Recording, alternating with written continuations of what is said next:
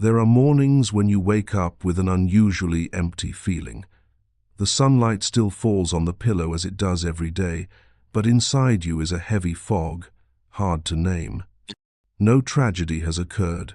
No one has hurt you, but your mind seems to have collapsed into some invisible layer. Jung believed that each new day is not merely a continuation of time, but an opportunity for inner rebirth. When you open your eyes, the deepest parts of the unconscious are stirring, waiting to be heard. The dreams that just faded, the unnamed emotions, the fragments of memories that surface and then vanish, all are signs that your soul is sending signals. But in the haste of modern life, most of us miss them, thereby losing the connection with ourselves. That is why the 10 Jungian morning habits are not just tips for better living, but guiding rituals. And before delving into each habit, I want to ask you a question that might open a door you've accidentally locked for many years. If you wake up tomorrow no longer as your old self, who would you choose to become? Stay until the end, because tomorrow morning might just be the morning that reshapes your life. Habit 1. Begin the day with communion with the unconscious. There is a very fragile moment that exists between sleep and wakefulness. It is when consciousness is still drowsy and the unconscious has not yet retreated, a boundary as thin as breath, where you are no longer entirely the daytime ego and not yet fully the dreamer of the night. Jung called this the transitional threshold, where the deepest voices can be heard clearly if you know how to pause. But most people lose that precious moment the instant they reach for their phone, pulling themselves back into a world of noise and severing the thread to their inner self. Before they can even hear what the soul wants to say, they are thrust into the haste of others. And so, they carry an unnamed emptiness through the entire day, as if they have lost something vital that they cannot even identify. Beginning the day with communion with the unconscious is not some mystical act. It is simply giving yourself a few minutes to listen to the least attended layer of the mind, the layer that governs emotions, intuition, fears, desires, and the invisible impulses that drive you each day. The unconscious does not speak in words. It speaks in vague sensations in the chest, in thoughts that flash by like lightning, in images lingering from last night's dream. If you do not pause to listen, you will spend the day as a wanderer lost in your own life. One classic example is those who suddenly feel irritable, restless, or inexplicably tired in the morning without understanding why. They attribute it to the weather, work pressure, or insufficient sleep. But often it is a part of the unconscious trying to signal something, a repressed emotion, an unacknowledged fear, or a decision you are avoiding. When you sit down, close your eyes, and simply listen to the sensations for a few minutes, you realize the mind is never silent. It always whispers what it needs. You just have not been slow enough to hear. Try a small action before doing anything else. Sit for 2 minutes. No agenda, no attempt to meditate or breathe correctly. Just observe what is happening inside you. Are you heavy or light? What are you avoiding? Are you deceiving yourself about any emotion? That's all. The unconscious will respond with feeling, not words. And strangely, when you listen to it, your entire morning suddenly becomes clearer, more bearable, and lighter. Communing with the unconscious each morning is like conversing with a friend who knows you better than anyone else. But that friend never knocks. You must open the door yourself.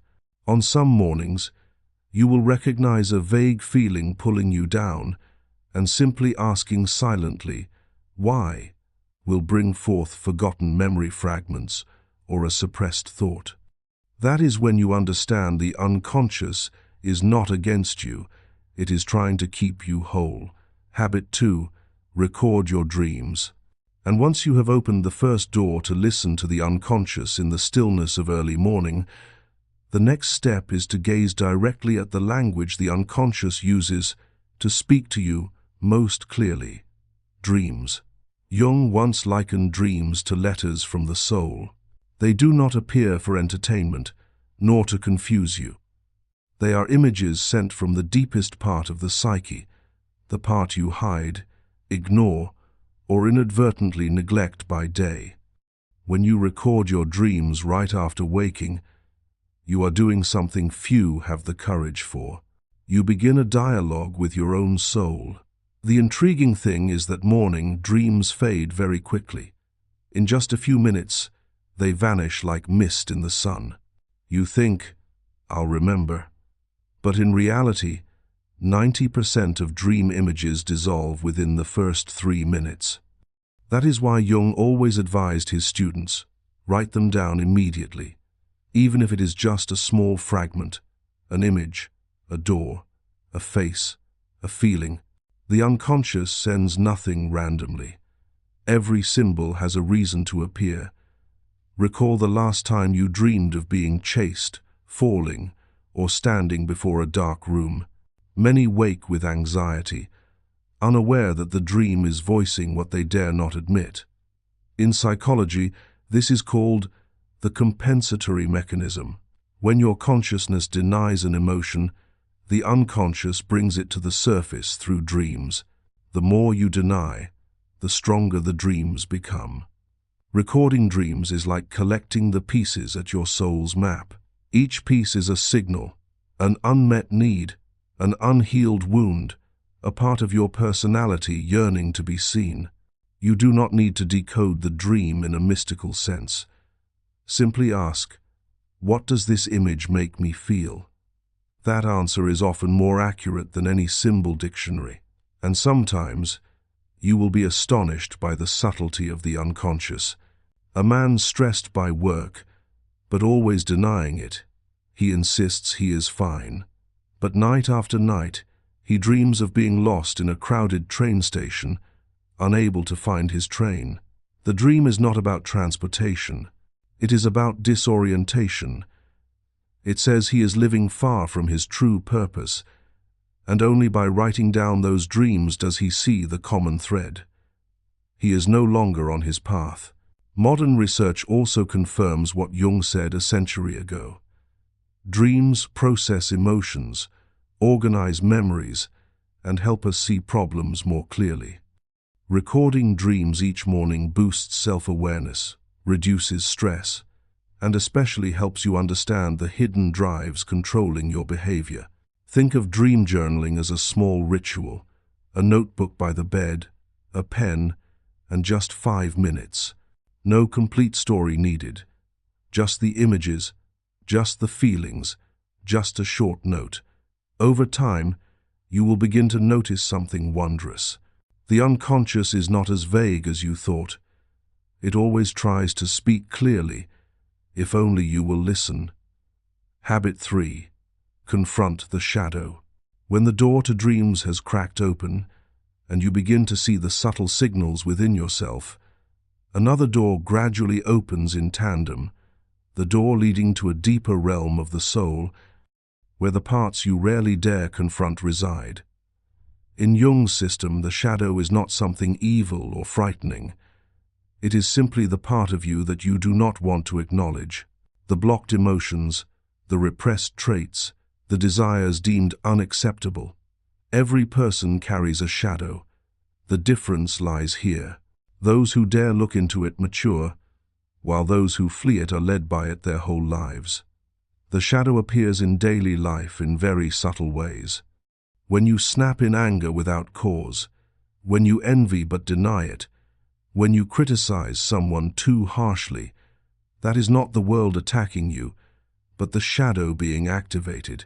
It is like seeing a snake reflected in another's eyes, thinking it is their fault, when in truth the snake is within you. An example you might find familiar. A man prides himself on being very calm. By day, he suppresses every conflict, yields and smiles lightly. But each evening, his body tenses like a bowstring, his heart races without reason. Doctors check, therapists inquire, and everyone says he has no issue. Yet inside he is crumbling. The reason is simple. He is not truly calm. He has only suppressed his anger for years, until it becomes a pressure block in his body that is the shadow. What you bury so deep, you think it's gone, but it silently controls you. Confronting the shadow each morning is not about self-scrutiny or blame. It is a time when the mind is still soft, not yet swept away by the day's rhythm. Simply ask one question: what within me wants to be seen? Sometimes it is the exhaustion you hide. Sometimes the anger you dare not admit. Sometimes the lack of confidence you drape in silk. When you are honest with yourself, the shadow is no longer terrifying. It becomes raw, perfect energy for you to transform. Jung called this the process of shadow integration. Not fighting it, not eliminating it, but letting it step into conscious light. Imagine standing in a dark room. The more you run, the more the shadow clings behind. But light a candle, and you see its shape, know its origin, and fear dissolves. That is the power of recognition. Jung once said, "The sole purpose of human existence is to kindle a light in the darkness of mere being." That statement is no abstract philosophy. It is a guide for how you live each day. Do not strive to be perfect, strive to be real. When you dare face the shadow, you do not just heal, you open a greater door, the door to wholeness. The strongest light does not come from avoiding the shadow, but from walking through it. Habit 4. Ask the question, who am I today? The next step is not to rush off seeking some grand answer, but to return to a question that seems simple, yet has the power to shake the foundations of your being. Who am I today? This is no academic philosophical query, nor the kind to hang on a wall for show. In Jung's view, the human ego is not fixed. It shifts with each moment, each psychological state, each stirring in the unconscious. Each morning, you wake not as the person from yesterday, and thus, the question, who am I today, is how you align your being with your inner reality before stepping into the world. Many live their entire lives without ever asking themselves that. They wake and immediately don the roles they know, the strong one, the resilient one, the witty one. But sometimes, those roles no longer fit. They have grown old, they weigh heavily, and they obscure the real self yearning to breathe. In Jungian psychology, those roles are called the persona, the social mask. The persona helps you fit in, work, and connect. But if you let the mask become your identity, you lose the most vital part, the self, the original and authentic core. The persona is good as a tool, but it becomes a prison when you can no longer distinguish mask from self. Imagine each morning opening your wardrobe and eyeing the clothes. You would not wear the same outfit every day. So why wear the same persona for decades, even when it no longer reflects you? That is why the question, who am I today, is how you check what role you are trying to play, and whether that role still serves you. For example, a woman praised by all as so enduring, so resilient, but each morning she feels exhausted to the point of wanting to vanish for hours. If she asks, who am I today? The honest answer might be, today, I am someone who needs rest, and only by admitting that can she treat herself kindly, stop pretending, stop holding up the world when she herself is empty. Modern psychology calls this self-attunement, adjusting the ego to match the true state of inner world. When you neglect it, you live the day in dissonance, body one way, emotions another, thoughts a third. That conflict in the long run is the root of your inexplicable fatigue. Take 1 minute each morning and ask silently, who am I today? Not who should I be, not who do others want me to be, but who am I truly being? Are you the fearful one, the one needing release, the one craving change, the one seeking peace again? That question is the hinge that swings you from your old identity into the person you are becoming. Habit 5. Practicing symbols. From here, the next step you need to take is to give form to that emotion. Consciousness can express itself in words, but the unconscious cannot. It speaks in images. And that is why Jung viewed symbols as the bridge between the two worlds, where what you cannot articulate in sentences can become a clear, vibrant form. Practicing symbols each morning is not about artistic drawing. It is the way you give shape to what is happening in your mind, but has not yet been named a symbol, even if just a scribble, a circle, a small flame, can hold a part of your soul that reason has never comprehended. Imagine, there are mornings when you feel lost, but if someone asks, "What's wrong with you?" you cannot answer.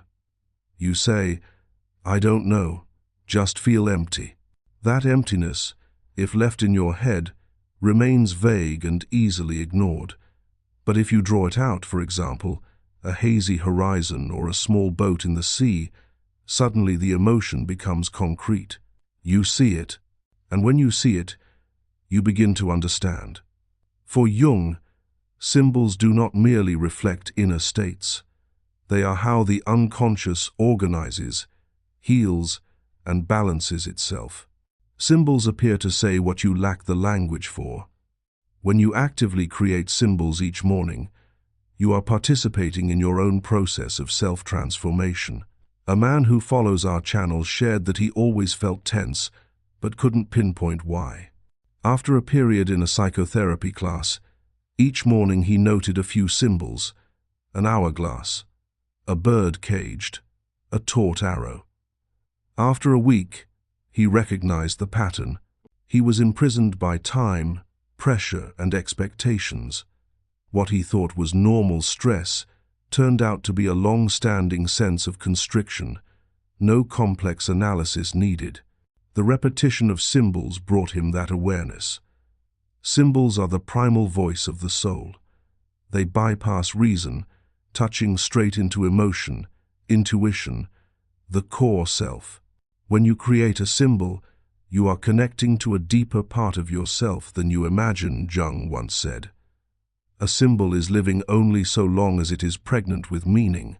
Once that meaning is exhausted, the symbol is dead. Try just 3 minutes each morning. Close your eyes. Feel the strongest emotion present in you. No need to name it. Simply ask, if this emotion were an image, what would it be? Then draw, describe, or sketch a few lines. No right or wrong, no good or bad. The goal is not to create art, but to create space for the soul to speak. And the wonderful thing is, when you look at your symbols after a few days or weeks, you will see a journey, a movement, a process you never realized you were undergoing. That is the sign that you are opening a true dialogue with your soul. Not through logic, but through images, through emotion, through the most primal vibrations that only you understand. If you've journeyed with me this far, I am truly grateful for you. Not everyone has the patience, the depth, the courage to enter the profound psychological layers that Jung left as a legacy for humanity. Your presence here says that your soul is craving something more authentic, deeper, and more meaningful than the hasty life advice out there. And this journey is only halfway. The next 5 habits will open yet another depth in your mornings, a depth that could change how you live the rest of your life. So don't leave. Stay with me, with us, in this journey of inner unveiling.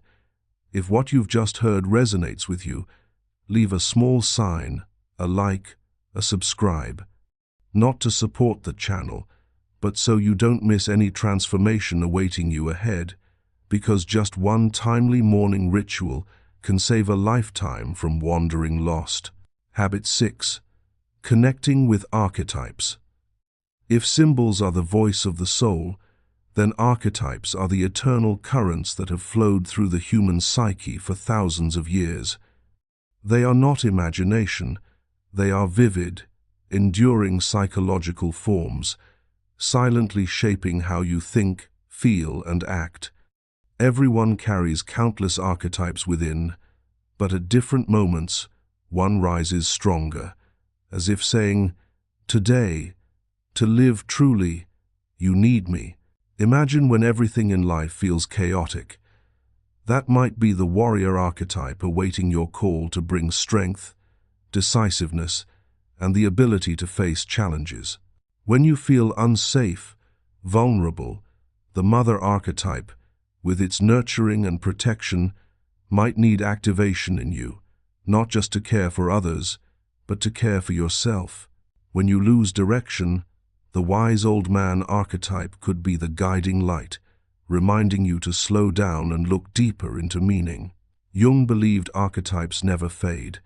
They reside in the collective unconscious, waiting to be named. But most people live in conflict because they force themselves into an ill-fitting archetype.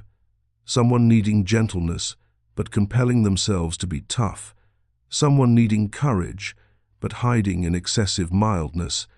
Someone needing insight but binding themselves to constant action. That misalignment exhausts the mind and unbalances life. Connecting with archetypes in the morning is how you align yourself with the most fitting version to live today. Each morning, sit in a quiet place, keep your spine straight, and close your eyes gently. No need for formulaic meditation. Just let your breath sink into a slow, even rhythm.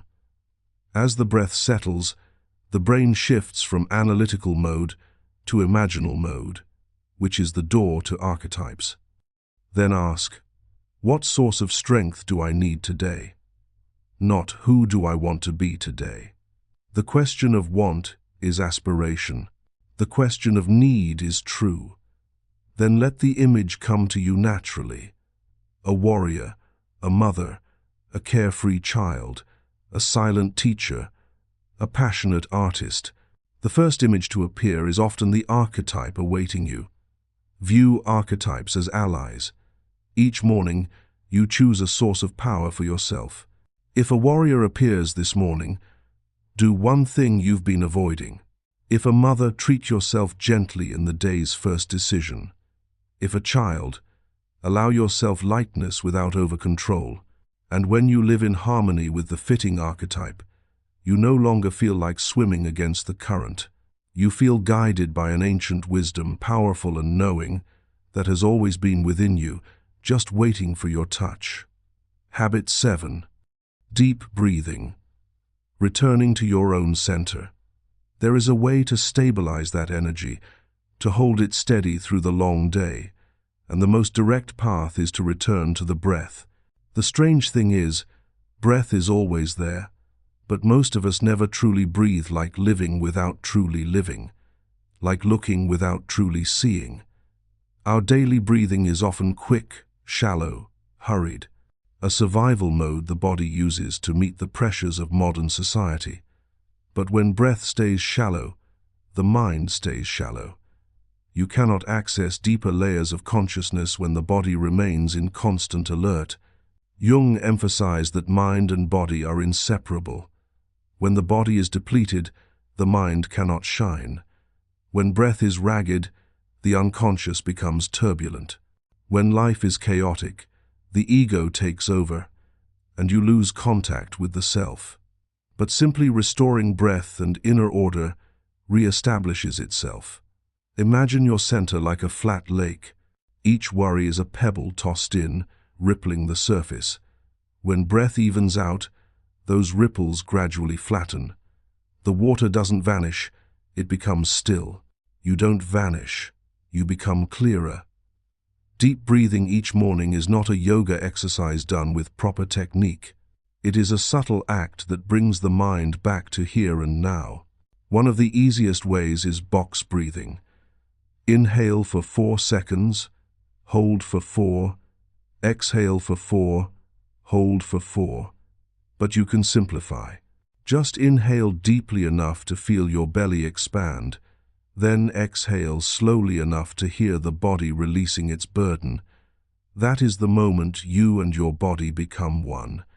Modern psychologists call this reactivating the nervous system that calms, heals, and restores the body. But Jung saw deeper. He believed that when breath slows, you open the door connecting to the self, the central point organizing the entire psychic life. When you breathe right, the mind is no longer driven by unconscious impulses. You begin living from intention. Each time you wake with a tightness in your chest, as if something unnamed weighs on you, try pausing and breathing deeply for a few minutes. Many think that state comes from work, pressure, or lack of sleep. But when breath slows and becomes full, long-buried emotions begin to surface. Sometimes it's not stress, but a sadness you've never allowed yourself to face. When breath clears the way, emotions release, and you feel relief, even if just for moments.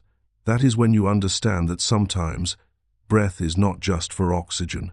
It is the key unlocking tightly sealed rooms in the soul. And each time you feel inexplicably irritable, quick to overreact, even when nothing is too serious, just pause and breathe deeply. It's fascinating how, after a short time practicing, most people notice the difference. The mind quiets, reactions soften, irritations dissolve faster, not because life suddenly lightens, but because they have returned to the center, where not everything outside needs to stir chaos within. Habit 8. Writing a commitment. That is the ideal moment to step into a ritual with the power to shape the entire day. Writing a commitment to yourself. If deep breathing helps you return inward, then the commitment helps you step into the world with a clear direction, unswayed by inertia or old roles. In Jung's view, much of the chaos in human life does not come from external circumstances, but from living without conscious intention. People often act out of habit, reaction, persona, or others' expectations. But when you write a commitment, you are doing something profoundly important. You choose how to show up in the world, rather than letting the world choose for you. Writing a commitment is not an imposition, nor empty slogans like, "Today I will succeed," "I will be strong," "I will conquer." That is the artifice the ego constructs. A Jungian commitment comes from deep within, from honest recognition of who you are today, from your true state after listening to the unconscious, gazing into the shadow, breathing deeply, and returning to the center. You might start with a very small but true sentence. Today, I will. Just that. But behind it must be awareness, honesty, and courage. If you are feeling weak, your commitment might be, "Today I will go slower and not push myself beyond my limits." If you are fearful, you might write, "Today I will face what I have been avoiding." If you need boundaries, write, "Today I will say no," when needed, without apologizing for it. If you feel scattered, write, "Today I will do one thing at a time." If you are caught in someone else's role, write, "Today I will live as myself, not as the version others expect." A commitment holds a strange power. When you write it, you bring intention from the unconscious to consciousness. Jung called this an act of individuation, reclaiming control of your life, instead of letting invisible patterns lead. Think of the commitment as resetting the tracks for your soul's train each morning. The train may be buffeted by winds, derailed, or distracted, but the tracks, the commitments you write, keep you on course. Not the course society dictates, but your own. Make this a habit each morning. Open your notebook, write one commitment, one sentence. No need for eloquence, no need to craft a good phrase, just truth. For what you are creating is not a statement, but a direction. And that direction, if chosen from the quiet center, will lead you to days more authentic, lighter, and true to the person you are becoming. Habit 9. Gratitude for the journey. Looking back to grow. If commitment orients you toward the near future, gratitude brings you back to what you have overcome, the experiences that have shaped you into today's self. Jung believed people only mature when they look back with fairness, neither romanticizing nor self-punishing. Practicing gratitude for the journey each morning is how you reflect without getting stuck in the past and move forward without losing your roots. Gratitude is not forced optimism like, everything will be fine. It is an honest acknowledgement that even on days you were weak, lost, or made mistakes, you kept going, and that going on is something worthy of reverence. Imagine within you a silent guide, walking with you through every upheaval, enduring every pain, lifting you after every fall. That guide is your past self. And each morning, when you practice gratitude for the journey, you are saying to yourself, "Thank you for bringing me here." Gratitude for the journey need not be grand. You do not need to note, "I am grateful for surviving a difficult year," or "I am grateful for great achievements." The smallest, simplest, most honest things are the roots of inner strength. For example, grateful for daring to speak your truth yesterday, even a little. Grateful for pausing before saying something hurtful. Grateful for having enough courage to rest. Grateful for not giving up, even if just a small step forward. When you write 3 such gratitudes, your mind slowly shifts from restless mode to maturing mode. Envision your life's journey as a long path you have walked thousands of steps on. If you only look ahead, you feel weary, pressured, and anxious. But if you turn back and see the footprints you left, the hard stretches you crossed, the turns you chose, the days you thought you could not rise but did, you naturally gain strength to continue. Not because the road ahead is easier, but because you realize you have done it before and you will do it again. Each morning, take 1 minute to write 3 small things you are grateful for about yourself or life. No need for eloquence, no need for logic, just truth. It might be grateful for sleeping enough, grateful for not fleeing my emotions yesterday, or grateful for being here, still learning to live. Those simple sentences are the stones paving the growth path. And then you will realize something. When you give thanks for the journey, you do not just honor the past. You grant yourself the power to step forward, more mature, serene, and profound. Habit 10. Repeating the ritual, turning habits into sacred ceremonies. Finally, your morning journey lacks only one thing to become complete. Repeating it all every day until it is no longer just a habit, but a sacred ceremony of the soul. Jung believed humans do not live by reason alone. We live by deep rhythms, by symbols, by conscious repetition. Our ancestors used rituals to connect with meaning, to steady the soul, to sense the sacred in daily life. In modern life, we have lost those rituals, and with them, our sense of spiritual stability. But each person can rebuild their own, not religious rites, but inner ceremonies, where the soul is renewed, restored, and reconnected to its deepest essence.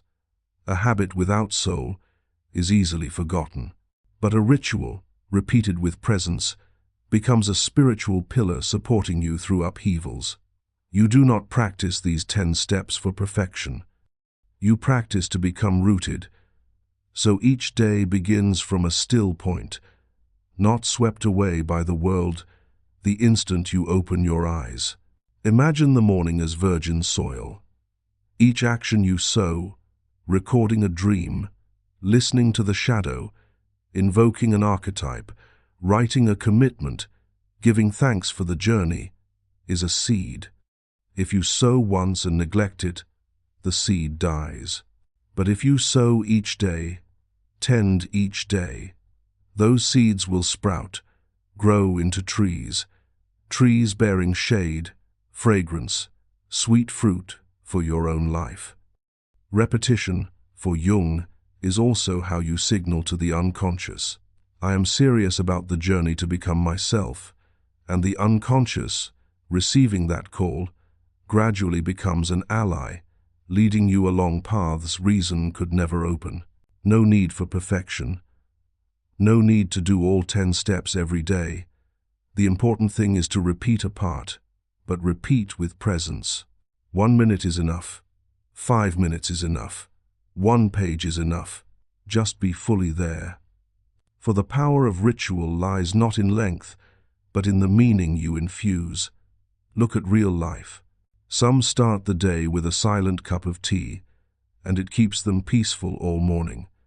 Some touch their dream journal upon waking, and it keeps them connected to the mind's depths. Some always take a minute to place a hand on their chest and say, I am here. Those acts are so small that many dismiss them as meaningless, but those small things, practiced consciously, become the ceremonies that help humans stand firm amid chaos. And one day, you will notice something wondrous. It is no longer you striving to maintain the ritual, but the ritual maintaining you. It becomes the anchor, holding you to your true self even when life storms. It becomes a quiet energy source, keeping you alert to temptations, steady before wounds, profound before every experience. And when you treat the morning as a ritual, each day is no longer a soulless repeat of yesterday, but a moment of rebirth, gentle, deep, and full of power. Perhaps by now, you realize the most important thing lies not in the number of steps or techniques, but in a very subtle shift from letting the morning pass unconsciously to daring to be fully present in the day's first hour. Jung never called us to become tireless superhumans. He only invited each to step a little closer to their own center, where weakness and strength, light and dark, fear and courage sit together in one room. The morning, therefore, is no longer just the time to rise and work. It becomes a mirror reflecting the soul.